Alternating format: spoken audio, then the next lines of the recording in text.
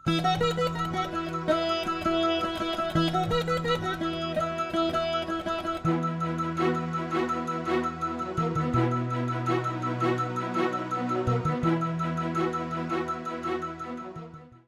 ஒருங்கிணைந்த பணியம் என்னென்ன பார்த்தீங்கன்னா வந்து ஒரு வெறும் வேளாண்மையை மட்டும் அவங்க வந்து விவசாய பெருமக்கள் செய்யாமல் வேளாண்மையோடு சேர்ந்த சார்பு தொழில்கள், வேளாண்மை மட்டும் அதாவது பயிர் தொழிலை மட்டும் அவங்க நம்பி இருக்கக்கூடாது.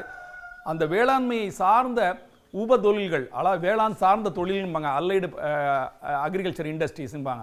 அதாவது என்னென்னு பார்த்தீங்கன்னா ஆடு வளர்ப்பு, மாடு வளர்ப்பு, கறவை மாடு வளர்ப்பு, அதே மாதிரி வந்து மீன் வளர்ப்பு, கோழி வளர்ப்பு, அதே மாதிரி காளான் வளர்ப்பு, தேனீ வளர்ப்பு, தீவன பயிர்கள் வளர்ப்பு, மரங்கள் சாகுபடி, இப்படி பலவிதமான ஒரு தொழில்களை வந்து ஒன்றிணைத்து, பட்டுப்புழு வளர்ப்பு எல்லாத்தையும் ஒன்றிணைத்து பண்ணக்கூடியதான் ஒருங்கிணைந்த பண்ணையம். ஒருங்கிணைந்த முறையில் பண்ணையம் பண்ணுறது, வேளாண்மையை மட்டும் பண்ணாமல். அதனால் என்ன நன்மைகள் அப்படின்னு நீங்கள் கேட்கலாம். அதில் நிறைய நன்மைகள் இருக்குது. நம்ம வந்து ஒரே ஒரு தீர்வு, வரக்கூடிய காலங்களுக்கு வந்து மக்கள் தொகை உணவு உற்பத்தி அதிகரிக்கிறதுக்கும் வருமானத்தை பெருக்கிறதுக்கும் ஒரே தீர்வு ஒருங்கிணைந்த பண்ணையம் சொன்னேன். அதனால் என்ன நன்மைகள் அப்படின்னு பார்த்தீங்கன்னா நிறைய நன்மைகள் இருக்குது. அதுக்கு அந்த நன்மைகளை வந்து நம்ம கோடிட்டு காட்டணும்னா, நல்ல உணவு உற்பத்தி நம்ம கிடைக்கிறதுக்கு ஒரு சீரான உணவு உற்பத்தி, தரமான சத்தான ஒரு பொருட்கள், சுகாதாரமான ஒரு சுற்றுச்சூழல், அதே மாதிரி மண் வளம், நல்ல வருமானம், அதே மாதிரி ஆண்டு முழுவதும் நமக்கு வந்து ஒரு வருமானம் கிடைக்கக்கூடியது, அதே மாதிரி வேலை வாய்ப்பு இருக்கக்கூடிய நபர்களுக்கு, குடும்ப நபர்களுக்கு வந்து வேலை வாய்ப்பு, அதே மாதிரி வந்து நம்ம மண் அரிப்பை தடுக்கிறதுக்கு, மரங்கள் வளர்க்குறதுக்கு, தீவன பயிர்கள் வளர்க்குறதுக்கு, இப்படின்னு நிறைய நன்மைகள் நம்மளுக்கு இருக்குது. அந்த நன்மைகள் வந்து இந்த ஒருங்கிணைந்த பண்ணையம் மூலமாக கண்டிப்பாக கிடைக்கும். இந்த ஒருங்கிணைந்த பண்ணையம் நான் ஏன் சொன்னேன், ஏற்கனவே நான் சொன்னேன், ஒருங்கிணைந்து செய்கிறது. அந்த விஞ்ஞான முறைப்படி, அதாவது வந்து விஞ்ஞான ரீதியாக வந்து எந்த ஒரு வேளாண்மை தொழிலோட எந்த ஒரு சார்பு தொழிலை சேர்த்து செய்கிறது, அதனால் நமக்கு வந்து என்ன வந்து நன்மைகள் கிடைக்கும் அப்படிங்கிற விஞ்ஞான முறைப்படி செய்யக்கூடியதான் இந்த ஒருங்கிணைந்த பண்ணையம். இந்த ஆராய்ச்சி முடிவுகளின்படி வந்து 3 நிலங்களுக்கு தகுந்தவாறு வந்து ஒருங்கிணைந்த பண்ணையம் வந்து நாங்கள் வந்து முடிவுகளை அறிவிச்சிருக்கிறோம். அது என்ன அப்படின்னு பார்த்தீங்கன்னா, நஞ்சை நிலங்களுக்கு, புஞ்சை நிலங்களுக்கு, மானாவாரி நிலங்களுக்கு, இந்த 3 நிலங்களுக்கு வந்து அந்த பயிர்களோட, வேளாண் பயிர்களோட என்னென்ன வந்து வேளாண் சார்பு தொழில்களை வந்து நம்ம செய்யலாம். அப்படி செஞ்சால் நமக்கு நல்ல வருமானம் கிடைக்கும். வருமானம் மட்டுமல்லாமல் மண் வளம் தரக்கூடிய அந்த உரங்கள் நமக்கு கிடைக்கும். அதே மாதிரி இந்த ஒருங்கிணைந்த பண்ணையத்தில் என்ன அப்படின்னு பார்த்தீங்கன்னா, இந்த பயிர் சுழற்சிகள் சாகுபடி செலவு குறையும். அது ஒரு முக்கியமான ஒரு நன்மை. சாகுபடி செலவு குறையும். ஏன் அப்படின்னு பார்த்தீங்கன்னா, இதில் வந்து ஒரு தொழிலிருந்து கிடைக்கக்கூடிய அந்த ஒரு உபரி பொருள் வந்து அடுத்த ஒரு தொழிலுக்கு வந்து மூலப்பொருளாக உபயோகப்படுகிறது. அதனால் வந்து சாகுபடி செலவு, அதாவது வெளியிலிருந்து உரங்கள் எல்லாமே ரொம்ப அதிக அளவு வாங்க வேண்டியதில்லை, குறைந்த அளவு வாங்கினா போதும். இருக்கக்கூடிய அந்த கழிவுகளை பண்ணையிலேயே சுழற்சி முறையில் பண்ணலாம். அதே மாதிரி இன்றைய காலகட்டத்தில் பார்த்தீங்கன்னா காலநிலை மாற்றங்கள், அதாவது வந்து காலநிலை மாற்றங்கள், பனிப்பாறைகள் உருகுகின்றன, வெப்பநிலை உயர்கிறது, பூமியினுடைய வெப்பநிலை உயர்கிறது, மழை வந்து பருவம் தவறி பெய்கிறது. இந்த மாதிரி காலநிலை மாற்றங்களில் வந்து ஒரு அங்கத்தில் நம்ம வந்து வேளாண் பயிர்கள் மட்டும் செய்கிறதுனால ஏற்படக்கூடிய நஷ்டங்களை மற்ற சார்பு தொழில்கள் மூலம் கிடைக்கக்கூடிய வருமானங்கள்ல இருந்து ஈடுகட்டலாம். அதுக்கு தான் இந்த ஒருங்கிணைந்த பண்ணையம். நான் குறிப்பாக சொல்கிறேன், நான் வந்து இந்த வயல்வெளி பகுதிகளுக்கு, அதாவது வந்து நஞ்சை நிலங்களுக்கு பார்த்தீங்கன்னா நெல் தான் முக்கியமான ஒரு பயிர். அதாவது வந்து இதில் பார்த்தீங்கன்னா நெல்லோட என்னென்ன பண்ணலாம் அப்படின்னு பார்த்தீங்கன்னா, நெல்லோட கோழி வளர்க்கலாம், மீன் வளர்க்கலாம், காளான் வளர்க்கலாம், அதே மாதிரி வந்து ஆடு வளர்க்கலாம். இதில் வந்து நம்ம புறா வளர்க்கலாம். இதில் எல்லாமே வந்து அந்த நஞ்சை நிலங்களுக்குன்னு நம்ம வடிவமைக்கப்பட்ட அந்த ஒருங்கிணைந்த பண்ணைய அங்ககங்கள். அதாவது வந்து பார்த்தீங்கன்னா, இப்போ நெல் வந்து ஒரு ஏக்கர்னு எடுத்துக்கிட்டிங்கன்னா 90 சென்ட்டில் நெல், இந்த 10 சென்ட்டில் மற்ற அந்த சார்பு தொழில்களை வந்து நம்ம அந்த 10 சென்ட்டில் நம்ம செய்யலாம். அதில் வந்து பார்த்தீங்கன்னா ஒரு மீன் குட்டையை வெட்டுறது, அந்த ஒரு 10 சென்ட்டில் மீன் குட்டையை வந்து வெட்டி, அந்த மீன் குட்டையில் வந்து 1 சதுர மீட்டருக்கு ஒரு மீன், அதாவது வந்து 1000 சதுர மீட்டர்னா 1000 மீன். அதில் என்னென்ன வகையான மீன் அப்படின்னு பார்த்தீங்கன்னா, உள்நாட்டிலேயே வளர்க்கக்கூடிய மீன்கள் கட்லா, ரோகு, மிர்கால் அப்படிங்கிற ஒரு 3 ரகங்கள். அந்த கட்லா மீன் வந்து என்ன பண்ண அப்படின்னு பார்த்தீங்கன்னா, மேலே உள்ள தண்ணியில் மேலே உள்ளதை வந்து உணவாக உட்கொள்ளும். அது ரோகுங்கிறது வந்து மீன் குட்டையில் மேலையும் கீழையும் போய் கிடைக்கக்கூடிய ஏதாவது உணவாக செய்கிறது. மிர்காலுங்கிறது வந்து கீழே கிடைக்கக்கூடிய அந்த பாசிகள் இதெல்லாம் சாப்பிட்டு வரும். இந்த மீன் குட்டையை தோண்டி அதில் தண்ணியை வச்சு அதுக்கு மேலே வந்து நம்ம கோழிகள், நாட்டு கோழிகள், அதாவது வந்து 13 வாரம் ஆன கோழிகளை வந்து அங்கே ஒரு கூண்டு செஞ்சு அந்த குட்டை மேலே வச்சோம்னா என்ன ஆகும் அப்படின்னு பார்த்தீங்கன்னா, எத்தனை கோழிகள்னு பார்த்தீங்கன்னா 50 நாட்டு கோழிகள். அந்த ஒரு ஏக்கருக்கு வந்து 50 நாட்டு கோழிகள். அந்த நாட்டு கோழிகளை நீங்கள் வைக்க அதிலிருந்து விழக்கூடிய அந்த எச்சம் வந்து மீன்களுக்கு உணவாக பயன்படுகின்றன. அந்த நாட்டு கோழியிலிருந்து கிடைக்கக்கூடிய முட்டைகள் மூலமாக நமக்கு வந்து வருமானங்கள் தொடர்ந்து வந்து கொண்டே இருக்கின்றன. அந்த 13 வாரம் ஆன கோழி ஏன் விடுறோம்னா 12 வாரம் வரை வந்து நம்ம என்னென்னா அதுக்கு தடுப்பூசி போடுறது, அந்த மூக்கு முறிக்கிறது எல்லாமே முடிச்சிருவோம். அதுக்கப்புறம் வந்து 13வது வாரத்திலேருந்து நம்ம அந்த கோழிகளை வந்து ஒரு 2 அல்லது 3 மாதத்துக்கு அங்கே வச்சுருக்கலாம். அதுக்கப்புறம் வந்து நம்ம அந்த மீன் குட்டையில் ஒரு 6 மாதம் ஆனதுக்கப்புறம் அந்த தண்ணியை வந்து அந்த மீன் குட்டையில் உள்ள தண்ணி நல்ல சத்தான தண்ணி, அந்த தண்ணிகளை வந்து நம்ம நெல் வயலுக்கு உபயோகப்படுத்தலாம். இந்த கோழிகளுக்கு தீவனமாக நம்ம வேளாண் பயிரான அந்த நெல்லிலிருந்து கிடைக்கக்கூடிய அந்த பதர், அந்த நெல்மணிகள், அதாவது நமக்கு வந்து நல்ல நெல்மணிகள் இல்லாமல் சில நெல்மணிகள் வந்து பார்த்திங்கன்னா ஃபுல்லாகவே முதிர்ச்சி அடைஞ்சிருக்காது. அந்த மாதிரி நெல்மணிகளை வந்து கோழிக்கு உணவாக கொடுக்கலாம். அங்கேருந்து வெளியில் தீவனம் வாங்க வேண்டியதில்லை, தீவனத்துக்குன்னு நம்ம செலவு பண்ண வேண்டியதில்லை, இதிலிருந்து எடுத்துக்கலாம். கோழியிலிருந்து கிடைக்கக்கூடிய அந்த எச்சங்கள் வந்து மீனுக்கு உணவாகும். அந்த 6 மாதம் கழிச்சதுக்கப்புறம் அந்த மீனை பிடிச்சோம்னா ஒரு மீன் வந்து கிட்டத்தட்ட 3/4 கிலோ வரும். அதுலேருந்து நமக்கு நல்ல வருமானம் கிடைக்கும். அந்த மீன் எடுத்ததுக்கு பின்னாடி அந்த தண்ணியை வடிச்சிட்டு அதில் உள்ள அந்த மண்ணை வந்து மறுபடியும் திரும்ப நெல் வயலில் கிடலாம். அதாவது வந்து அந்த மண்ணில் வந்து நல்ல சத்துக்கள் கிடைக்கும். கோடை பருவங்களில் விவசாயிகள் வந்து அந்த குளத்தை தூர்வாரையில் அந்த மண்ணை கொண்டு போய் நம்ம நெல் வயலுக்கு கொடுப்போம். அது அப்படி என்னென்ன ஏன் அதை போடணும் அப்படின்னு பார்த்தீங்கன்னா, அந்த மலையிலேருந்து அடித்து வரக்கூடிய அந்த மேல் மண் வந்து சத்துக்கள் நிறைந்ததாக இருக்கும்.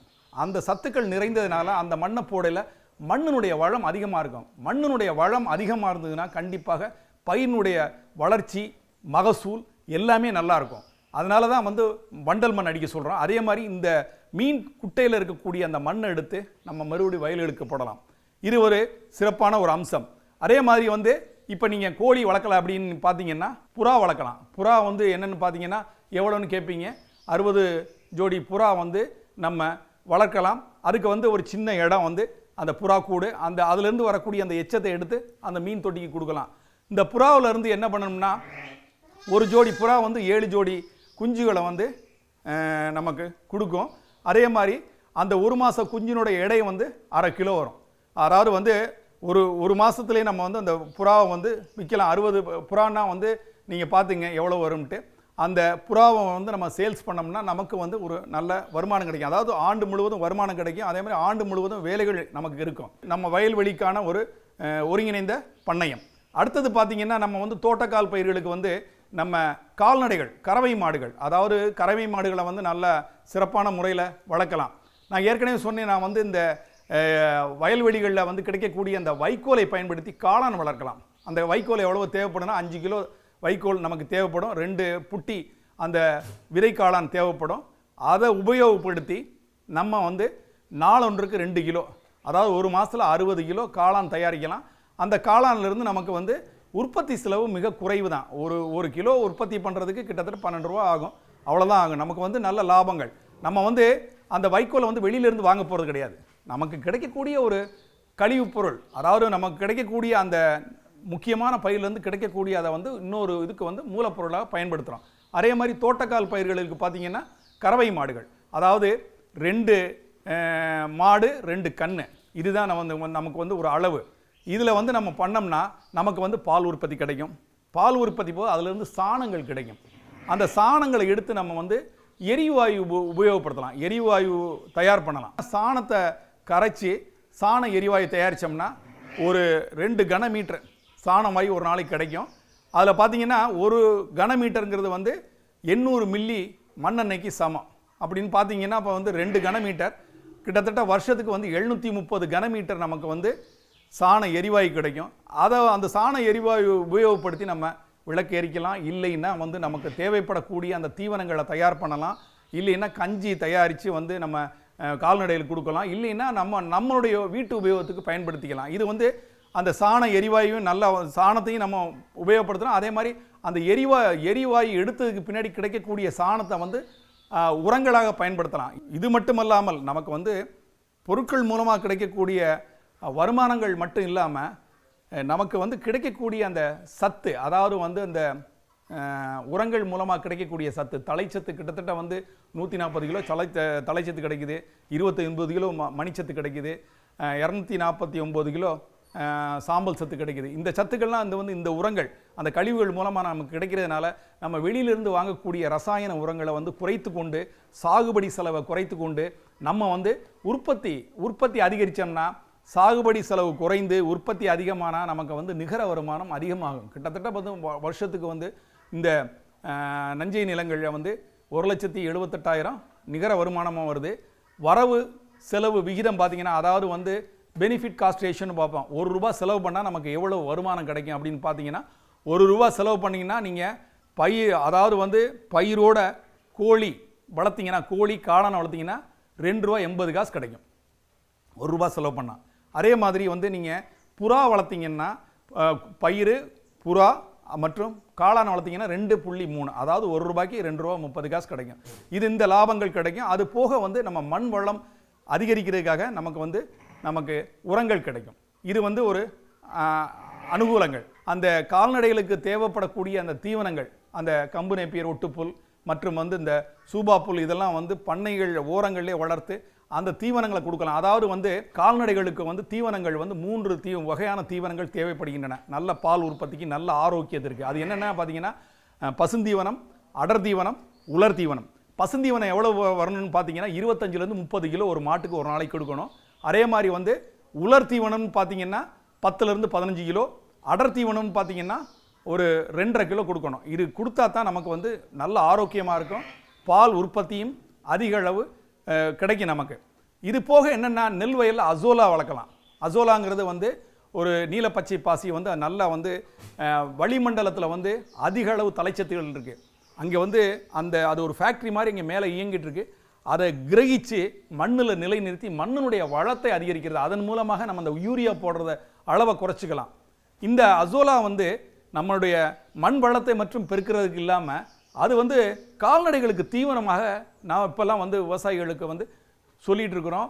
பொதுவாக பார்த்தீங்கன்னா கால்நடைகளுக்கு வந்து அசோலா எவ்வளோ போடணும் அப்படின்னு கேட்பீங்க. 2லேருந்து 3 கிலோ போடலாம். அதே மாதிரி நம்ம ஆடுகளுக்கு வந்து ஒரு 300 கிராம் தீவனங்கள் ஒரு நாளைக்கு வந்து அசோலா கொடுத்தீங்கன்னா நல்ல வளர்ச்சி வரும், நல்ல வந்து ஒரு ஆரோக்கியமாக இருக்கும். இது வந்து தோட்டக்கால் நிலங்களுக்கு. அடுத்து வந்து மானாவாரி நிலங்கள்னு பார்த்தீங்கன்னா பல மரங்கள் நடலாம். இல்லைன்னா வந்து இந்த தீவன மரங்கள், அதாவது வந்து நம்ம சூபா புல் அது வளர்க்கலாம். அதுக்கு கீழே கொழுக்கட்டை புல் வளர்க்கலாம். ஆடு வளர்க்கலாம். ஆடு என்ன ஆடுனா வந்து இங்கே இதெல்லாம் பார்த்தீங்கன்னா இப்போ ஆடெல்லாம் வந்து தலைச்சேரி ஆடுகள், எல்லாமே தலைச்சேரி ஆடுகள் வந்து எத்தனை எண்ணிக்கை பண்ணலாம் அப்படின்னு பார்த்தீங்கன்னா 20 பொட்டை ஆடும் ஒரு கிடாயும் ஒரு ஏக்கருக்குள்ள வந்து பண்ணிக்கலாம். அதில் வந்து பார்த்தீங்கன்னா நிறைய பிரிவு ஆடுகள் இருக்குது. அதாவது வந்து கீழக்கரைசல் ஆடு, கன்னி ஆடு, கொடியாடு, அதே மாதிரி வந்து செம்மறி ஆடு, அதே மாதிரி தலைச்சேரி வெள்ளாடு.